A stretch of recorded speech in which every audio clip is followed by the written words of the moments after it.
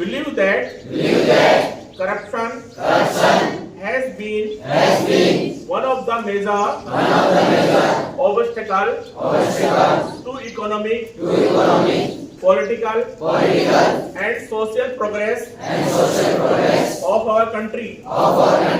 We believe that all stakeholders, such as government, citizens, and private sector, need to work together to eradicate corruption.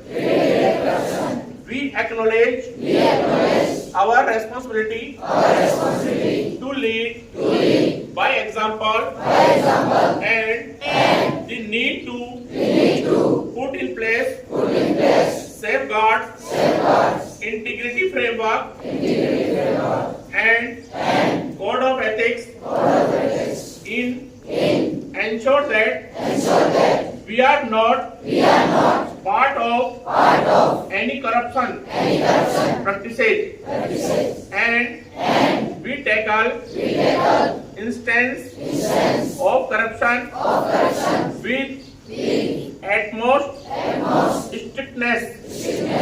We realize that as an organization we need in lead from the front in eradicating corruption and in maintaining high standard of integrity, transparency, and good governance in all aspects of operations.